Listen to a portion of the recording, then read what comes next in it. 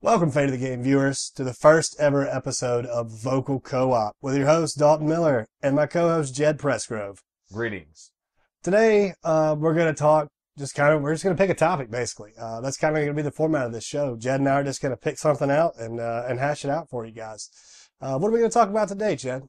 I think today we need to talk about E3, specifically the three big companies, Sony, Microsoft, and Nintendo, and what games that we know that they're going to offer, and then what games we think that might be there, based on rumor or news story. True. I think we'll go down that road. I think it'll serve us well. Well, let's kind of get the ball rolling. Let's maybe talk about PlayStation first, and PlayStation 4, I guess, and 3, since the old consoles are still very much relevant, since no one has a new one yet. PlayStation 4, in their press conference, they announced Knack, which is kind of a cool, kind of third-person adventure-looking game. Drive Club, which looks like maybe it looks like the ubiquitous racing game that comes out during the first run of titles for every new console. Killzone, Shadowfall. And they announced a new Infamous called Second Son. It's their superhero platforming third-person adventure title. So what else do you think we're going to see from Sony at E3? Well, I think one strong possibility is a new Final Fantasy game, and that could be the card that really helps out Sony. I mean, let's face it, a lot of people are positive about Sony right now, but I don't really hear a lot of buzz about the games yet. And they're really one or two big titles away from creating a lot more positive buzz. And they really need to take it by the horns with E3 and take advantage of the positive word of mouth that they already have. A lot of it's due mostly to the negative word of mouth about the Xbox One. True. They do have some momentum going into this, and they would do well to capitalize on it, for sure. And we know in the past that Sony has had a very good relationship with Square Enix, and they've always been the premier platform for their Final Fantasy games. And they're really, what was the last Final Fantasy? Was it the 14, the online game? I believe so, yes. And I don't think it was received well by Final Fantasy fans. I don't believe it was what they wanted. No, not a lot of buzz about that game. Final Fantasy 13 had a little bit more buzz about it, but it also received somewhat negative reviews. It was very streamlined compared to the other games, not as open world, although it did open up when you got to about the third disc. Right. But yeah, you're right. Final Fantasy has been a mainstay with Sony for a long time now, ever since Final Fantasy VII with the PlayStation 1. And I just think that it would just be, I don't know, like that's the thing. With Final Fantasy 13 and Final Fantasy 14, not really, they don't really have the pizzazz of some of the older titles. And even the ones that I don't really like Final Fantasy X, for example, right. People really, I don't know, they really identified with that game and they played it a lot and they still talk about it. Yeah, 10 is definitely popular. Still a lot of comments on my message boards. I mean, so I really don't know how much, great buzz a new Final Fantasy game would create. But hey, it's worth doing though for E3, I think. I agree with you. And that's not saying that it won't be on the Xbox One as well, but it'll be just like Activision announcing their game with the Xbox reveal, and vice versa. With Destiny, Bungie's game announcing it at the PS4 event, it's not going to be an exclusive, but kind of backing certain players here. I think first party from Sony will see more than likely in the tiredest franchise in their stable, arguably right now, and that's God of War. A game just came out in the God of War series, Ascension, that no one asked for. And aside from having a sexually ambiguous trophy that pissed a lot of people off. I don't know if you read about that. Basically, you're fighting one of the Furies, which are one of the Greek goddess a Greek mythological creature, and you beat her to death, and she's in the form of a beautiful woman. And then a trophy pops up that says "Bros before hoes." Wow. Yeah. Wow. Okay. Yeah. So they went back and they retconned that trophy, and now it says, yeah, it's ridiculous. I mean, I heard all the uproar about a possible, rape scene in the new Tomb Raider, but I never heard about this trophy, so apparently wow, that actually existed. Apparently it was a big deal, and I can't remember what they renamed it to. It's not important, but whatever. So I think we'll probably see something on the God of War front. As far as other Sony first-party exclusives, You got to think another Uncharted's probably in the books. From The Last of Us is coming out in a week from today, next Friday, I think. And so those guys at the studio that makes Uncharted, this is right now slipping my mind for some reason. Naughty Dog, there you go, from not just Uncharted fame, but the crazy Sonic the Hedgehog knockoff Crash Bandicoot. Oh yeah, yeah. Yeah, those guys. So no, that would be nuts. What if they came out with a new Crash Bandicoot game? They tried to secure the rights for that the Sony Royal Rumble or whatever it was called, the Smash Brothers, basically, and they couldn't get him into the game for whatever reason. But because I think actually Activision owns Crash Bandicoot. Oh, I see. Okay. But anyway, I feel like Naughty Dog's probably going to come forward with another Uncharted game to lead into this new console. So I feel like Sony's going to pull out their big guns, and even if it's not even a release window title, like this is going to come with a logo and like Nathan Drake saying something and leading into all that. And of course, they'll probably have a buzz reel with a lot of the EA Sports games as usual. Both consoles usually have that at E3. What else do you think for Sony? We'll wrap it up on them. I'll be honest, I really can't think of very much else. I know that they have they have an exclusive coming from Vanillaware, Dragon Crown, I believe it's called, but that might just be PSP, or is it PSP and PS3? I want to say that PSP, PS Vita. I'm not sure. The PSP is still Oh, my alive bad. and Yeah, well. yeah. I think it might be in Vita. Japan, For that. but yeah, I think it is. But Vita. anyway, I'm actually a big Vanillaware fan. But it's kind of a niche thing, Mhm. so it'd only be for the people who are looking for it, basically. But I do know there has been a controversy about one of the female characters and her enormous breasts. So maybe another sexualized controversy. Yeah, there you go. There you go. It seems to be the most popular thing to talk about. So maybe that can make a little bit more publicity for Sony. I don't know. Right. Okay, next on the list, they're not going to have an E3 press conference per se, as they traditionally do. And we can't go without talking about them, though, because they are one of the giants, and they basically wrote the book on how to do this in a mass market, and that's Nintendo. And Jed, being one of our resident Nintendo experts, I'm going to kind of let him take over for Nintendo and tell me what are they thinking by not having the C3 press conference, first off. And what do you think we're going to see as far as the titles we know about and the titles that may possibly be a surprise?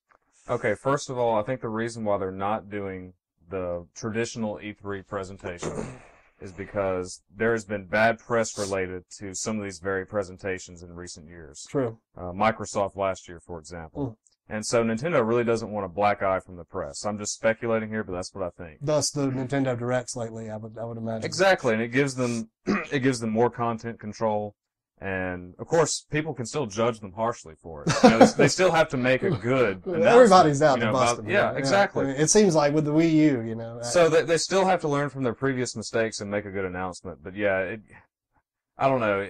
It also, I think they're trying to make it more personal to the gamer rather than just going through a venue. They're, the way that agreement they have with Best Buy about, allowing Best Buy to have all the E3. The hands-on for basically for gamers that want to come check them out. That's a really cool idea. It's I believe it's more than 80 across the United States, right. along with several more in Canada. Right. And so that's a really neat idea.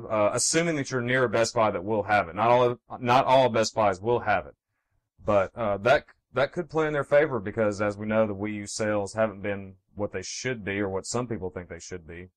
And so when people have that experience just right there near their home, rather than just like in this, weird media event that no one, normal gets to go to for the most part. And plus, I mean, they've got the monolith of new consoles to deal with from, PlayStation and Xbox, and you don't want to go up against them with just games. They don't. I mean, and they're probably being smart.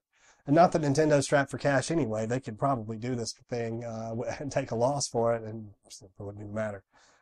It probably wouldn't. And the thing is, the games that they are going to be talking about, I think it's really going to start putting them in the right direction. Now, of course, we can only wait and see how the games sell, ultimately. But I do think that there's already a lot of excitement about the new 3D Mario. regardless of what we think about the Wii, the 2 Mario Galaxy games are genuinely fun games. Even people who don't like the Wii usually admit that when they have played the Galaxy games, they're fun. And so they're going to build off of that with a new 3D game for the Wii U, and that's going to sell systems for sure. Right. So, I mean, I'm looking forward to seeing that myself. And then, of course, they have the new Smash Brothers game that will be coming out, as well as Mario Kart. So they're doing all the Mario stuff. Yeah, they're going to give us Mario Overload. Yeah. What do you think about a new? What do you think about a new Smash Brothers? You think that's pretty likely to pop its head up? I think it's likely, and I know I just said it a minute ago as if it's a certainty, but it's just something that everyone has a feeling for, that Nintendo is going to reveal it here. Yeah. Of course, there are other things too. There are other possibilities. I feel like Nintendo has a big card that they're going to play that none of us have really been able to, I guess, really hammer down on. I mean, I know some people have mentioned maybe a Star Fox, maybe a Metroid game. Ooh, Metroid game. But it's still like very ambiguous with the commentary. Yeah. But the Smash Brothers, though, that's the one that everyone is like, yeah, definitely, they're going to do this. Everybody has those great memories of playing Smash Brothers on Nintendo 64, oh, yeah, 4-player, definitely. And even on the GameCube.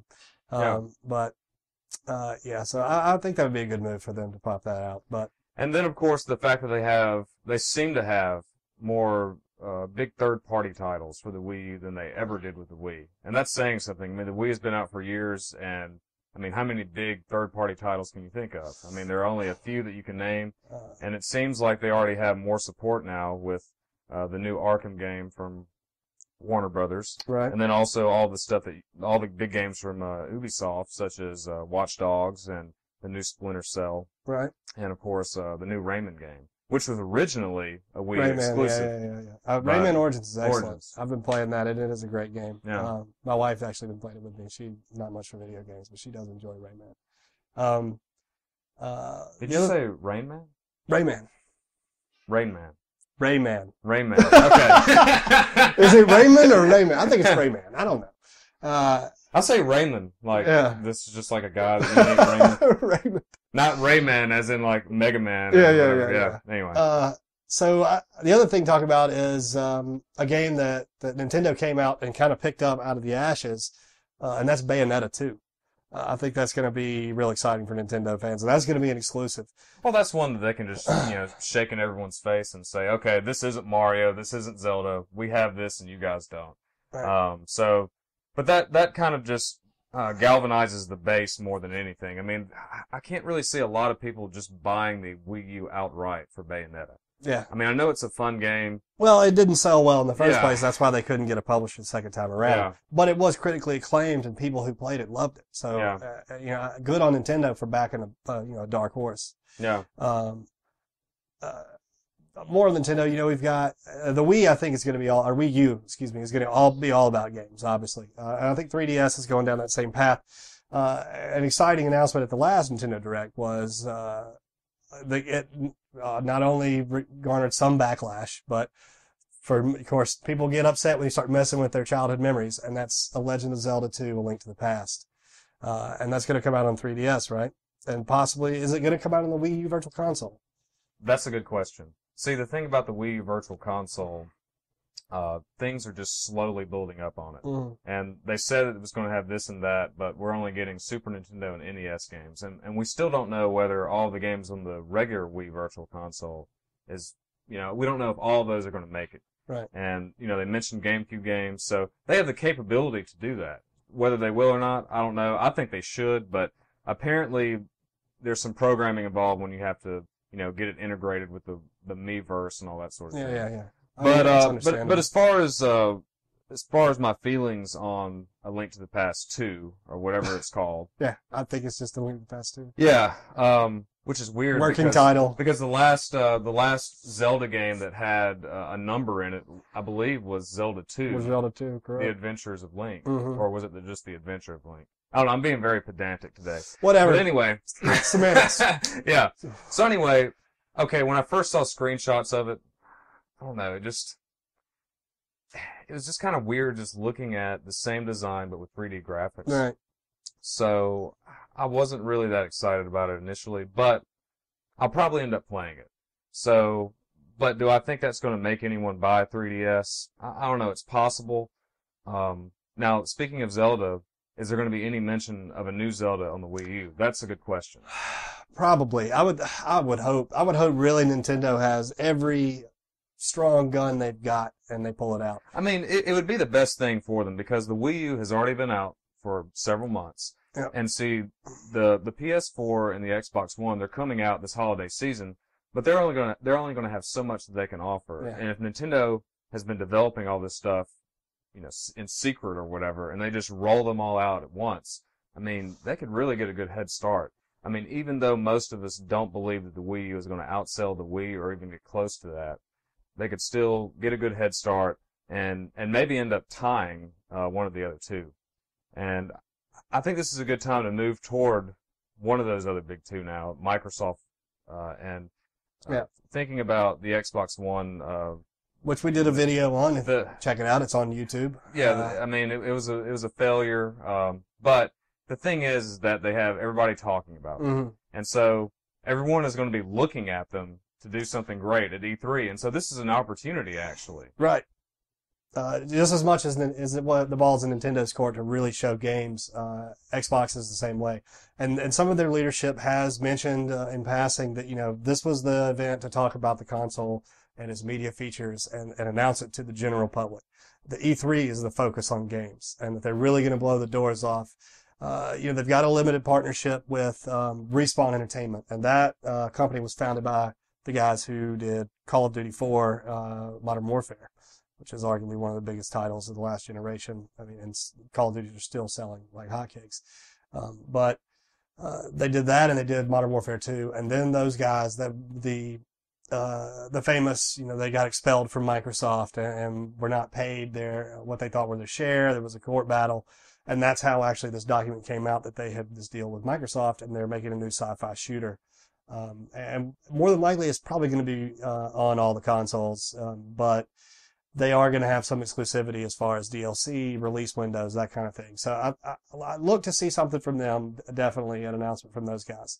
Of course, I imagine we'll see some more in-depth EA Sports stuff, since EA now has a partnership with Microsoft going into this generation. We'll see a lot more Madden footage. We'll see a lot more FIFA footage. As far as other games off the beaten path, they said they have something like 15 first-party titles that are going to come to the console in the first year of its lifespan. Now, that doesn't mean they're all going to be full retail releases. They may be some smaller, downloadable $15, $20 titles, possibly. The real surprise, I think, a lot of people are looking for is there's been some buzz about Rare coming back. And we all know Rare has been doomed to the Microsoft dungeon of producing Avatar items for about the last 5 years. So supposedly they're going to come back and they're going to bring back a beloved franchise with them, whether that's Killer Instinct, which is a very popular rumor on the internet, also Banjo-Kazooie. It could be either one of those or even both. Now, here's the thing. I've heard the rumor for both of those. I've heard about a Banjo-Kazooie 4 and Killer Instinct. Mm-hmm. There was actually a list of games that are supposedly going to be at E3 from Microsoft. We saw this. It's been all over the net. The right knock now. list that's going around, right? So, anyway, okay, just thinking about it, they're talking about bringing back a beloved franchise. When you think beloved franchise, you're thinking, okay, this is something that almost everyone has played. Is Banjo-Kazooie really a game like that? I mean, I never got that feeling about it. Is Killer Instinct really that? To you and I, it is. Exactly. But, I mean, so I'm wondering, is that really the case though? Like, is Killer Instinct the game that you would naturally think of when you say, okay, this is a beloved franchise? I mean, so what is it though? Is this? It's definitely not going to be a GoldenEye game. I would think. I mean, what about Battletoads? Wouldn't it be great if Battletoads came back? Battletoads would be popular. I'll be honest, it would be hard for me, even with all of the mistakes that I think Microsoft is making with their new system. Oh, and of course, they can go back on some of this stuff, right, Right. Right. But anyway, if they come out with a new Battletoads game, it would be really hard to resist. Yeah, I think a new Battletoads would be very cool. But see, at this point, that's kind of a niche market, though. So, we got to remember that we were born at a certain time. And, we're old, ladies and the gentlemen. kids today, when you say Battletoads, they're like, oh. I was alive when Reagan was president. That's right, Reagan. And so, we've got a little different purview on the past than everyone else. But still, I don't know what that game could be. It'll be a good surprise, if nothing else. Moving forward, though, What else we're going to see from Microsoft? Obviously, we're going to see more Call of Duty footage. We'll probably see some Battlefield 4 stuff. But supposedly, and that's an EA game, and they're supposedly a partner with Microsoft. But Battlefield 4, you know, in the past they've kind of leaned towards Sony for their exclusive DLC dates and that kind of thing. But more than likely, I would assume they're going to go back towards Microsoft's corner, which that puts both the big shooters in their court. So you'll probably see some reveal stuff about that game, even though we know it exists already. From Ubisoft, you know, we're going to probably see a lot more Watch Dogs. Watch Dogs has kind of been the poster child of next gen since it got announced last year at E3, and of course, famously had listed it as PC was the only console that it was listed for at the time. So everyone knew that it was being developed with a foot forward in the future. But what else do you think possibly from Microsoft? Well, you know, along with that rumored list of all Xbox games, along with that, I saw another list of possible Capcom games. I mean, it's just like 7 or 8 of them. And you can find it if you just Google it, I believe. Right. And they talk about different games that would come out on multiple platforms, like a new Mega Man, for example. I do want to play a new Mega Man. But I'm trying to remember one of the so-called rumored Xbox One exclusives from Capcom, and I can't remember any one of them right now. I do remember a rumored Wii U exclusive, Darkstalkers. But it's also possible that Darkstalkers could come out on another system. Who knows? Right. Apparently, I would probably think they would. It would, you know. Yeah, it could. So just because they say that it's a Wii U exclusive or it's rumored to be one doesn't mean. Well, first of all, it doesn't even mean it's going to show up. True. I mean, it may never show up because Darkstalkers is, you know, it's a niche fighting game. Mm-hmm. But it's very possible that if it is actually in development, it could be on the 360. But other than that, though, I think we've really covered a lot of the stuff. I mean, I guess we'll be seeing probably some of the Kinect stuff. Probably some Kinect exclusive. I believe a Kinect game got announced actually this week, 2 days ago, by Harmonix, the guys behind Rock Band. I believe it's called Fantasia Music Experience. Oh, so based on the Disney movie? I don't believe it's based on the Disney okay. movie. I think because that's very coincidental. But it actually looks like it's that whole like you're conducting yeah. and doing music with your hands and full body stuff. So probably see that too. And some more. more. I'm surprised that, I mean, if that's not Disney related, I'm surprised someone could get away with that. I mean, I don't even know if they like subtitled it differently or maybe spelled it differently. Yeah. But maybe spelled it with a Z instead of an S. Something like that. Possibly. That's the popular thing to do. We'll probably see something from Halo 5. Whether it's just Master Chief talking on a black screen and then you see a logo and maybe a picture of a planet blowing up or something like they always show in Halo reveals. I imagine Halo 5 will start to roll that hype train at E3. Well, that's kind of what we wanted to talk to you about today, ladies and gentlemen. Again, I'm Dalton Miller for FateOfTheGame.com. This is Jed Pressgrove. Stay tuned in the future. Like I said, we're going to be doing one of these videos about every 2 weeks. Of course, be on the lookout for more rundowns, more articles, more reviews, more everything at FateOfTheGame.com. Until next time, peace. Thanks for watching.